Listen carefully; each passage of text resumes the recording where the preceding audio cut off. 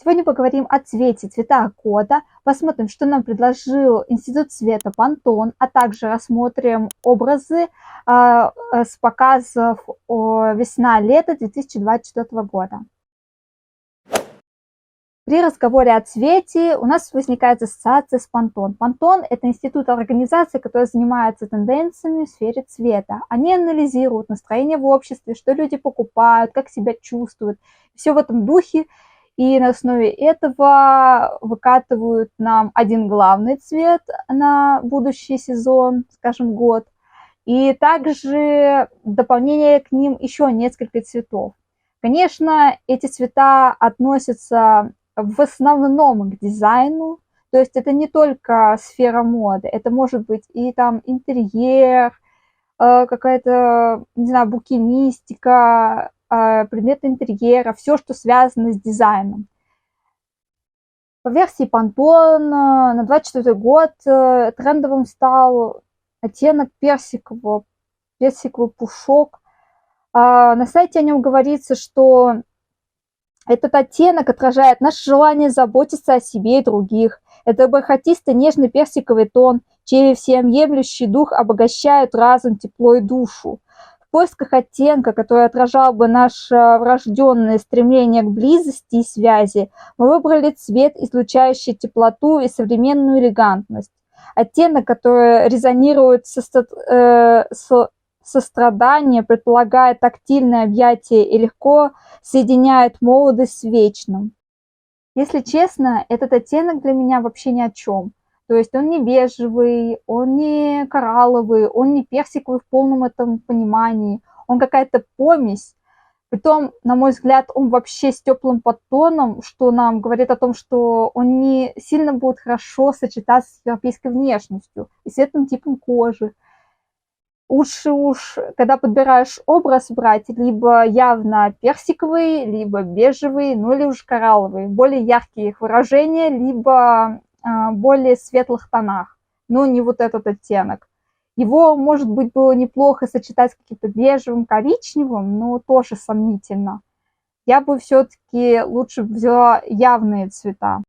Если рассмотреть рекомендации по цвету на весну-лето 2024 года, то у нас есть 10 основных цветов, и получается 5 базовых цветов. Конечно, первым цветом мы будем обсуждать цвет года. Как я ранее говорила, для меня этот цвет помесь 3 цветов: персикового, бежевого, кораллового. И когда я посматривала коллекции, у всех было этот цвет скакал. То уходил более бежевый, то коралловый.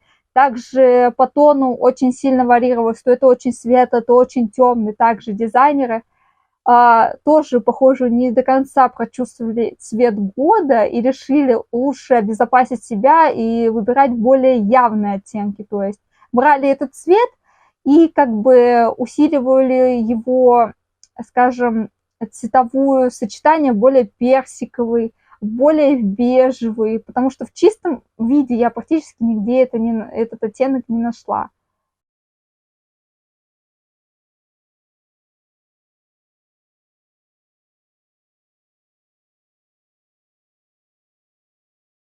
Первый оттенок из десятки, так скажем, это оттенок красного чая. На сайте о нем говорится, что это теплый оттенок красного цвета с древесными нотками, который вдохновлен цветом чая робуш. Этот цвет создает ощущение тепла, уюта, а также приносит дизайн элементы природной красоты. В принципе, я с этим согласна. Этот цвет много где встречается, в каких-то элементах, даже в принтах цветочных. Также, кажется, у Валентина было платье из цветов, выполнено в этом оттенке красного, так скажем, уже бордового цвета. Но все равно у Луи Виттон тоже достаточно много всяких деталей, элементов, где были этот оттенок. И, в принципе, этот оттенок много где был распространен, если смотреть коллекции весна-лето 24.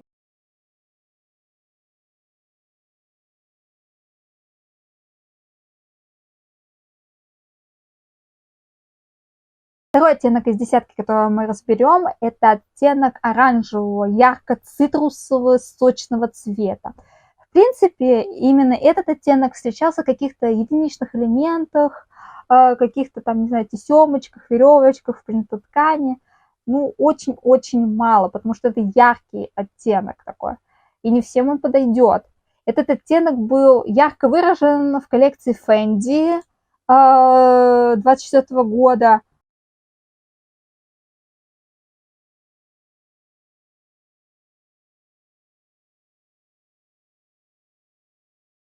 Следующим оттенком, который мы разберем, это будет оттенок зеленого. Мне этот оттенок очень понравился. Это приглушенный, естественный оттенок зеленого, который вдохновляется свежими листьями эквилептических растений.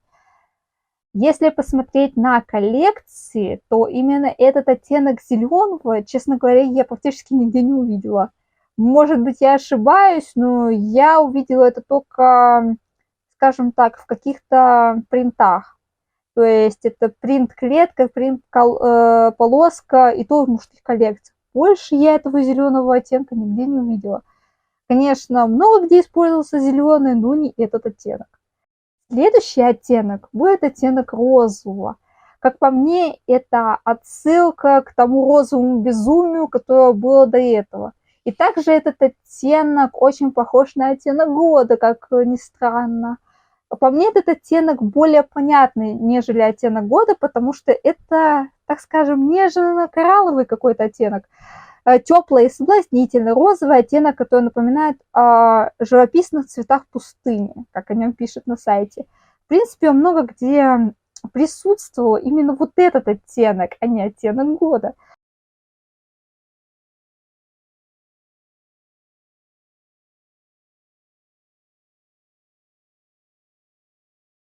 Следующий оттенок – это оттенок голубого. Это оттенок, скажем так, с фиолетовым подтоном. В принципе, именно вот этот оттенок было не очень легко достать из коллекции, потому что он очень похож на классический голубой сорочечный материал, скажем так. То есть похожий оттенок голубого, но без подтона используют в мужских сорочках. Это очень распространенный цвет, и, в принципе, если, например, ткань блестящая, ткань с принтом, очень трудно различить вот этот подтон фиолетового. Поэтому как бы вычленить этот оттенок достаточно сложно при просмотре коллекции. Это надо вот увеличивать фотографии и смотреть вдоль по пикселям. Но он тоже не сильно часто встречается, на мой взгляд.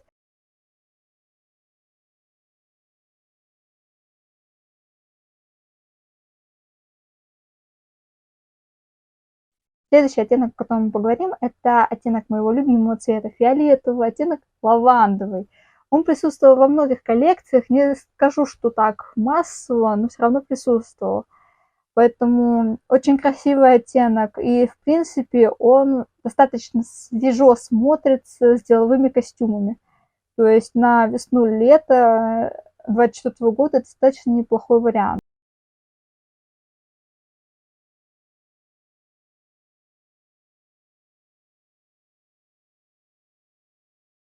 Следующий оттенок – это оттенок синего.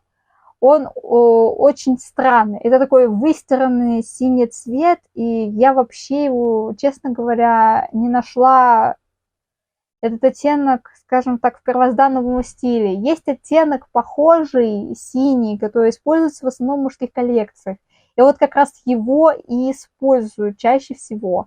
Также, если смотреть коллекции весна-лето 2024 года, был очень распространен оттенок желтого от Pantone. То есть это лимон дроп. Представляет собой яркий и сочный желтый оттенок, напоминающий цвет лимонного леденца или капли свежего лимонного сока. В принципе, так скажем, это выстиранный лимонный цвет. Он присутствовал в большом количестве коллекций, в основном этот цвет я заметила в коллекции Louis Vuitton, он там ярко выражен.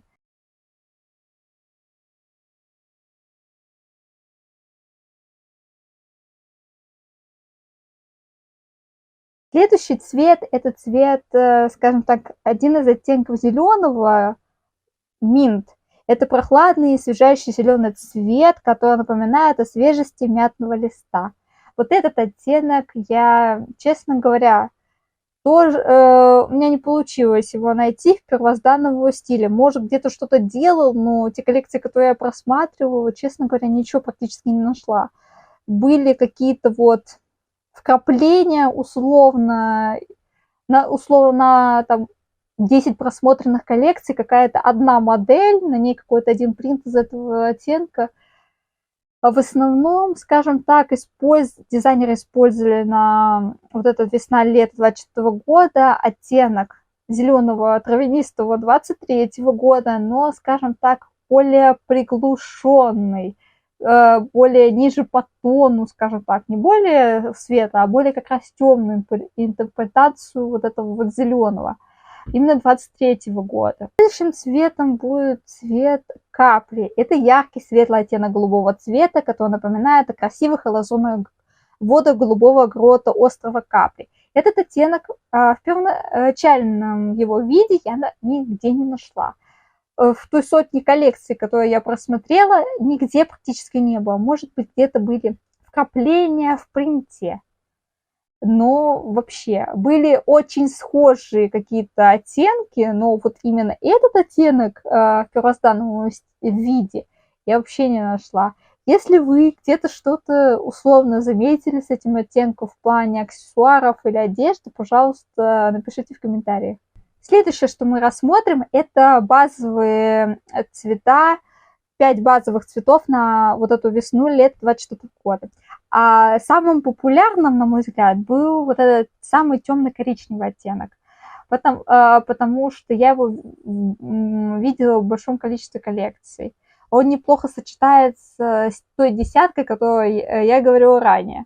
И, в принципе, эти цвета присутствовали в любых коллекциях. То есть, если примеры приводить, вы просто открываете любую коллекцию весна-лето 24 года, и вы видите эти оттенки. То есть все коллекции были с этими оттенками. Если мы делаем анализ цветов, то надо сравнить 23-24 год. В 23 году палитра составляла яркие, сочные оттенки. То есть это и в принципе, вот этот стиль Барби тоже это яркое, сочное. Конечно, в палитре 23-го было несколько оттенков розового. Но если посмотрим на оттенки 24 года, то это более нюдовые, какие-то пастельные оттенки, даже по тону слегка как бы приглушеннее. То есть это какая-то оттенки, которые придают больше спокойствия, что-то в этом роде. Если мы посмотрим на, скажем, базовые палитры, тут слегка по-другому. То есть если смотрим на 23 год предыдущий, это какие-то светлые оттенки, светлые по тону оттенки, можно так сказать. Они какое-то придают надежду, ну, ассоциируются с надеждой, светлым будущим, что-то такое, более яркое, более светлое такое что-то. Если мы смотрим 24 год, то тут они какие-то более мрачные, более по тону ниже стоят оттенки. Также, ну, скажем, тут оттенок серого, ну, или оттенок черного, можно и так сказать. Но для меня это оттенок серого. В 24 году присутствует, в 23-м такого нету. В 23-м вообще тоже, если есть базовые палитры, там есть зеленый. Зеленый какой-то цвет спокойствия больше. А если 24-й посмотрим на базовую, то тут все такое коричневое, темненькое, поэтому... Ну, в принципе, если они же составляют эти цвета, когда анализируют все, что происходит в мире, и потом нам вот это выдают, в принципе, эти оттенки свидетельствуют о том, что людям не хватает, что происходит в мире, поэтому, ну, как-то вот так. На этом все. Была рада, что вы были со мной.